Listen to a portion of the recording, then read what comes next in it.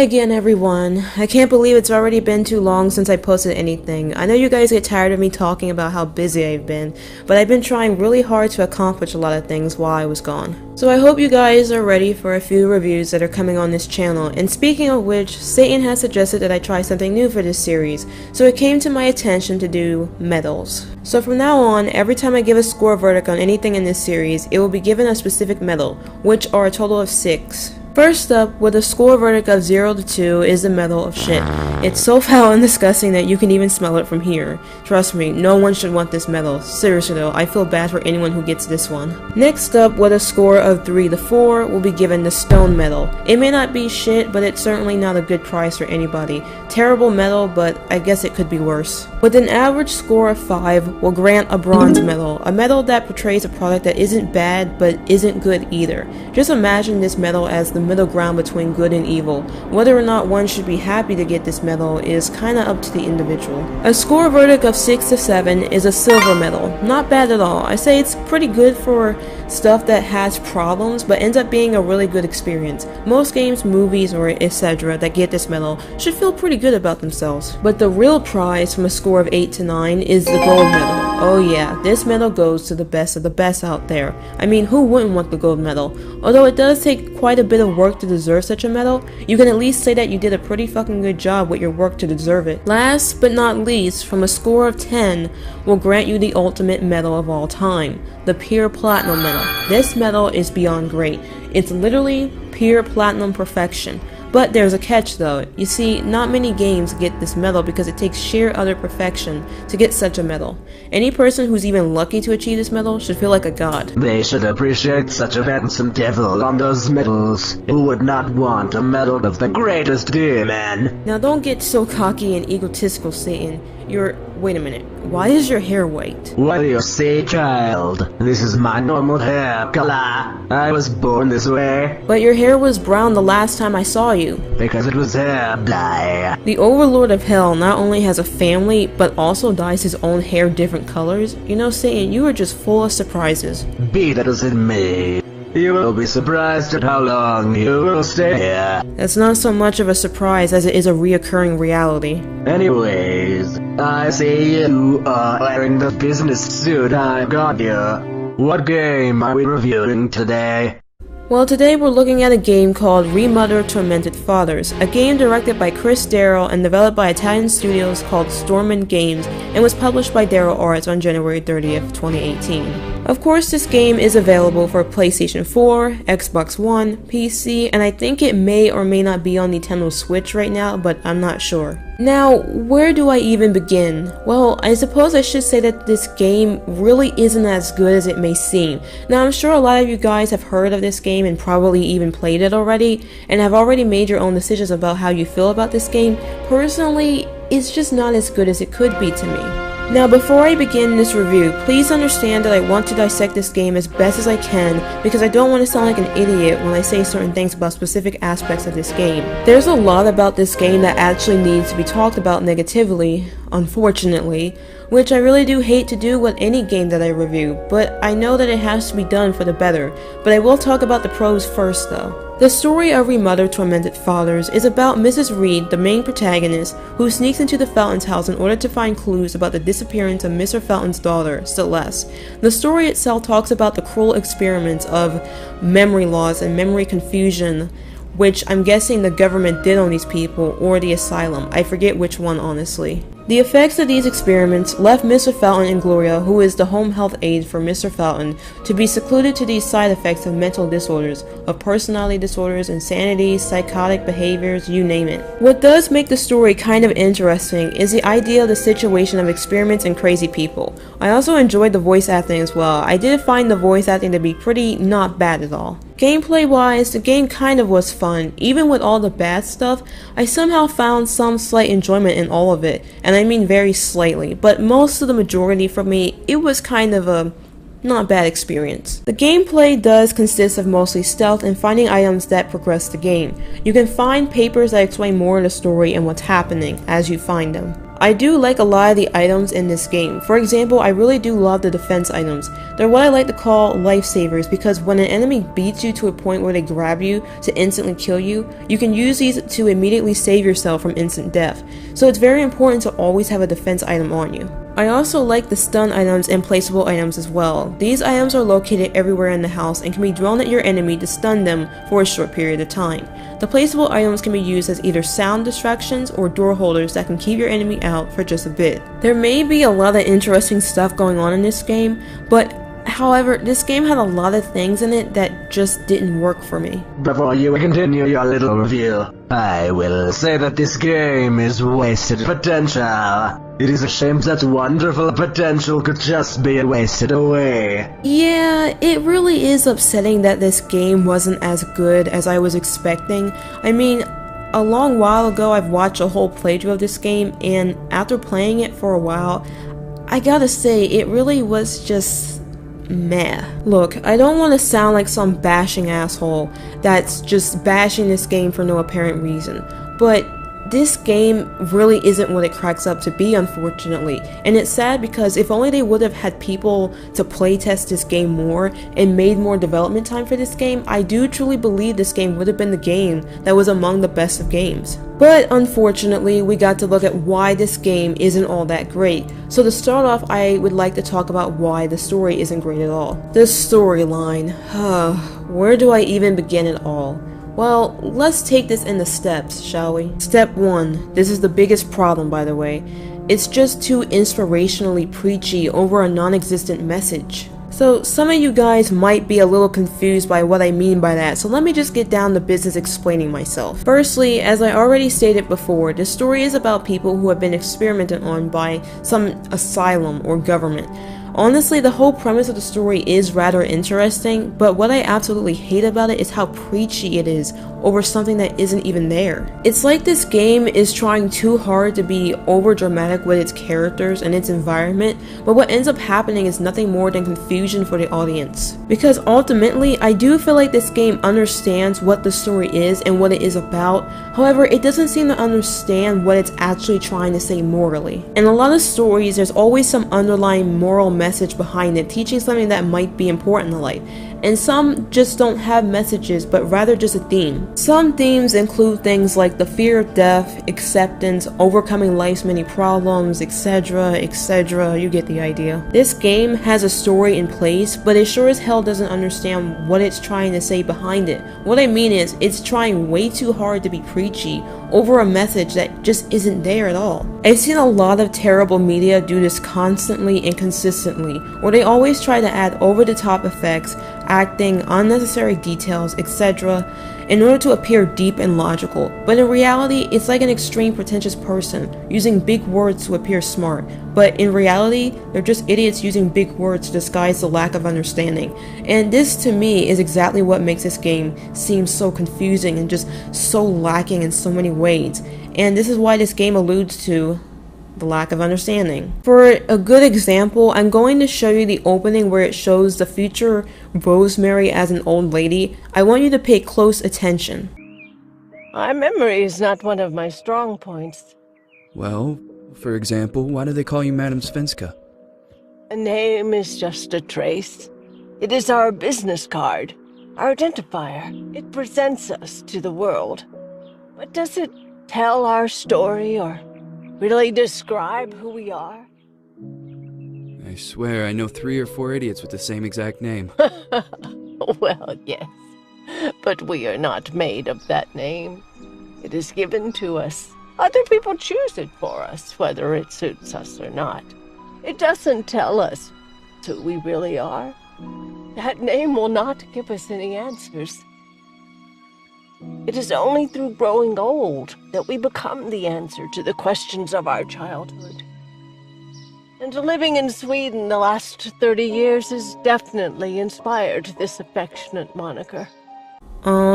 Okay, Rosemary, but my question is, what are you even trying to say with that? Like, I get it. Everybody gets that a name is just a trace and holds no real significance in certain cases, but everything about this scene is just trying way too hard with the music, the conversation these two characters are having, and everything else included to just end up with nothing special said. And to be frank, this entire game is like this, and this type of stuff is what I like to call bullshitting the deep. So what exactly does bullshitting the deep even mean? In my own personal definition, I like to say that it's where a piece of media goes through anything and everything to make an art piece appear intelligent and well designed, as a disguise to hide the lack of value, a value that was never there in the first place. Another good example is when Mrs. Reed meets Mr. Felton for the first time. Do you believe in God, miss? Well, it would be too easy, wouldn't it? I believe in people's willpower. Everything else is not God, but an aptitude or mankind's cruelty. This is the kind of fairy tale I prefer at my age. When you're worn out from an incurable disease, you start having some doubts. Why is there so much life in such small but lethal creatures? An arbiter, that's all we need. For what? It's wrong and crazy. It's human nature. That same nature in which we are equals to those ants eating each other. But, pardon me, I forgot my... Again, what are you even trying to allude to, game? I understand that this all plays with the story and all this cultist shit, but I can't help but feel like this game is trying to say something, but I don't know what it is that it's trying to say to the player personally. I mean, I understand that this guy is insane, but why would you ask that type of a question to someone you've never even met before in this predicament? It's not the question that bothers me. What bothers me is the why and how we even got into this conversation. Because of all this crap and in the way it is, it leads up to the next step of why this story just isn't that good. Step 2. The terrible convolution. It's already no mystery that this game has a story that's very hard to follow, and the reason for this is how the story is presented to us. The presentation of this story is really not good. Not too terrible, but it's definitely not good.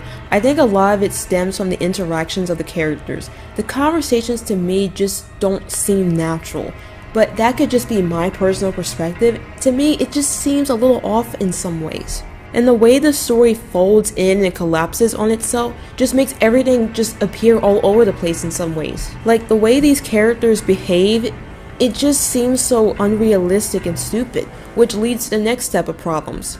Step 3. Awful characters and development. The characters in this game are not memorable in the slightest. There's nothing about these characters that have a unique aura about them that gives me a reason to like them. Especially Mrs. Reed, who is the main protagonist, holds no real personal connection to the player.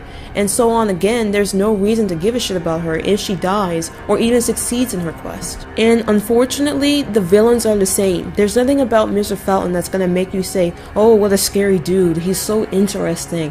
Hell, not even Gloria, the house nurse, or whatever the hell she is, has any value to her character neither. It seems to me that there's a common theme with a lot of these indie games that seem to not understand the crucial importance of character development in their stories. Step 4. The terrible writing of events. For example, you know that opening that I showed you before? Well, apparently they never established why we see Mrs. Reed as an older woman, and even then they barely ever cut back to her in the future. So you end up not understanding why they even bother to have that whole thing on it. I mean, honestly, if you took all of the scenes of Mrs. Reed being old, nothing would change in the story. Not to mention that a lot of it seems so unrealistically overdramatic, which is the last step of problems we're going to talk about with the story. Step 5. The drama. Now personally, this is more subjective than anything. Honestly, I really do not like the way this game handles its drama. The drama in this game seems a little too over the top while simultaneously being anticlimactic in a way. This is especially true with certain scenes and especially death scenes. What I noticed in this game that it builds up the dramatic tension, but it ends up having a disappointing climax that leaves you unfulfilled. It's really sad too because it's like the drama is so fake in a way. But this is just my beef with the storyline. All of these things that I've just explained are the reasons to why some people like me just aren't into it. But I really hope all I've said made sense to you guys, and I hope you all understand where I'm coming from in this position. So if the storyline isn't all that great, then surely the gameplay must live up to some expectations, right? Well, not really, sadly enough. As much as it pains me to talk so negatively about this game, especially to those who really do love this game, I think it's important to address these problems as is, rather than to bullshit things. Honestly, I'd rather be an honest woman than to tell lies to people. To be honestly fair here, I came into this game expecting to like it, and at first I did, but as I progressed more into it, it became obvious that this game is just really tedious. So like I did with the story, I'm gonna do this step by step. So, the gameplay. The majority of this game is about being stealthy and gathering up items in order to progress. However, there are plenty of reasons to why this stealth gameplay fails on so many levels. Step 1. The level design. Now I know some people are going to say that this is indeed a house, Alnisa, so what did you really expect? Listen, all I'm trying to say is that this house should have had more development time in order to be fit for the stealth mechanic. Because honestly, I think the level design is messed up by a level of reasons, but I mostly think there isn't enough hiding spots like shadows, beds, couches, etc. I think if they added a bit more to the actual house that corresponded with the gameplay, then I think it would have been fine. Step 2. The audio. Now I was browsing this game on Steam and saw someone had given this a negative review and was saying how the audio was really bad. Now you know when you're going into these games you don't necessarily care to regard those reviews because you're hoping that it isn't the case. And it turns out it was the case. This game's audio is complete backwards. Do not misunderstand me, children, when I say that this game has good detail. For example, when you first begin the game and follow Gloria, you will notice how the sound works. If the enemy is behind a wall, then the sound is muffled. But if they are visible, then the sound is normal pitch. However, this becomes the problem because at times it sounds as though the enemy is right next to you. This is a big problem because most of the time your instincts get the best of you. You will find yourself feeling the need to hide when there's no reason to, or you will completely believe they are in one position of the house, forcing the player to assume they are safe in some way, only to just get caught. You will be caught constantly with no real reason.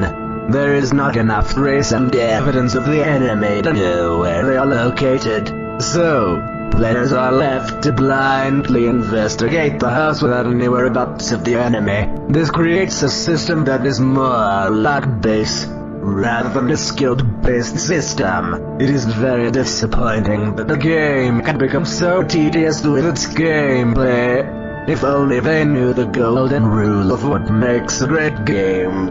Remember, children, complexity does not make a good game, nor does simplicity. As a great artist myself, I always say it is important to understand development and polishment as a whole. This game understands neither of the two. Chris Darrell, I respect your artistic features in this game, but you need to play test your game more often than not. I can perceive lots of capability in this game. However, you have failed to make sure everything falls into place beautifully. Can you not address people's names personally, Satan? I will address who I damn well please. Child. I am the overlord of hell after all. Okay, fine, but I think... I do not care what you think, child. Okay, can you quit calling me child? I do have a name, you know. It's quite funny how you can address other people properly by their own name, but not mine. You are nothing more than a child to me, and that is all you will be. Now continue this review, child. Step 3. The terrible AI. The AI in this game is really not that good. What I've noticed about the AI is that it seems to have set positions where they never look down in the basement or up into the 4th floor, and by Mr. Fountain's bedroom, which is the safest place to save, by the way. It's kind of weird how the basement is the safest place when in most horror games it's quite the opposite. The enemies always seem to wander around from the ground floor to the 3rd floor.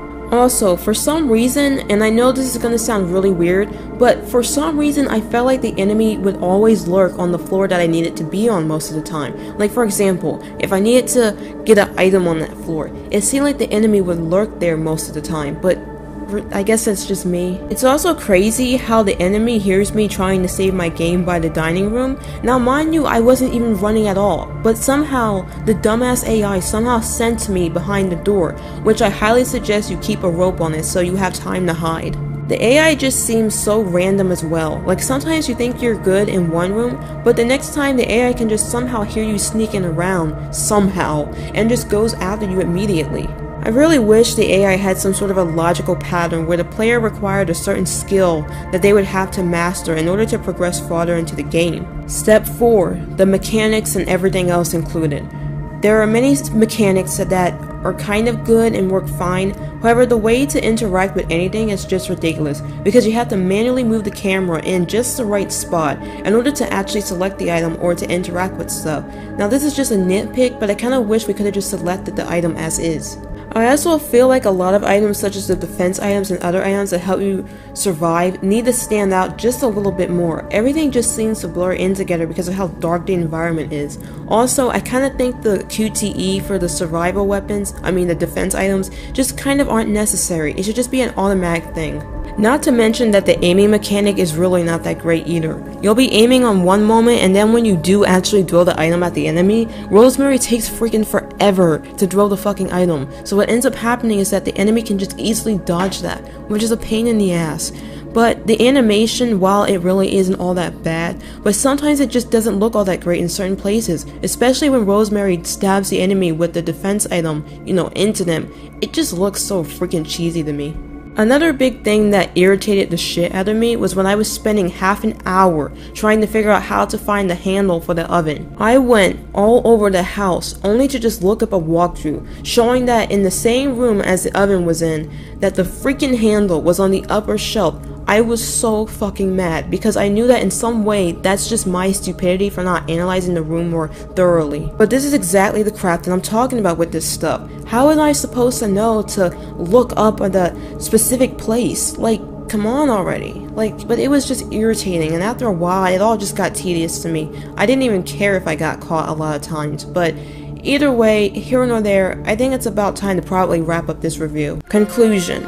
I know I dissected the shit out of this game in a very negative way. In all honesty, this isn't a bad game at all. Not as good as it could have been, but it really isn't all that bad. A lot of the story is just convoluted in such a bad way because it ends up trying to explain every single thing all in that whole ending, a whole 10-minute scene of an ending, by the way. Not to mention the characters aren't memorable in the slightest. The overdramatic, anticlimactic scenes, confusing plot, and awkward conversations in certain points, and the actual plot just didn't do the storyline any justice.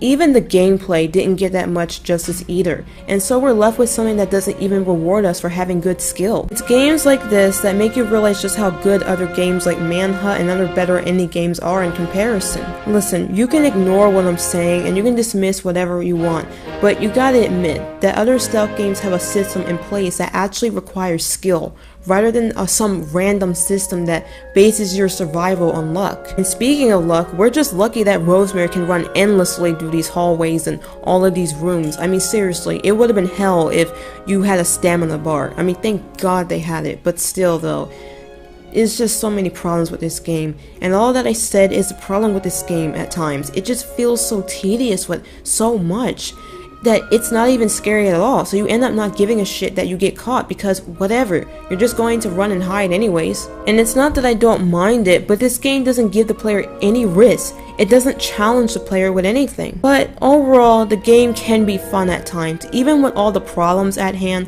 I think there is a good deal of enjoyment to be had entirely. However, I wouldn't pay too much money for this game. I would highly recommend to wait for a deal before actually buying it. So what medal is this game getting, and what score verdict does it deserve? Well, with a lot of thinking and lots of pounding to my head, I would probably say a 6.5 out of 10. A pure silver medal. Now some of you guys may or may not agree with my verdict, but it's just kind of my personal opinion, so don't take it factually, okay? I think this game did have a lot of potential. If only they took more time on it, then it probably could have been better. It deserves nothing more than a bronze medal. This is separate to me. Well, if that's what you think, Satan, then fine, but I think most people would disagree with you. You'd be lucky enough to even get one person to agree with you. I do not give a shit. I say it sucks. And I say it's okay. It deserves a chance for people to play it, but what do you guys think? Do you disagree with both of us and feel this game is gold? Or do you agree with the Overlord of Hell over here who thinks this game just isn't his cup of tea? Speaking of which, I am hosting a dinner party if all you young children would like to join. But this concludes this episode for today, so be sure to leave a comment about your thoughts about this game and what medal you would have given this game. Me and this demon bastard will see you in the next review, so see you later.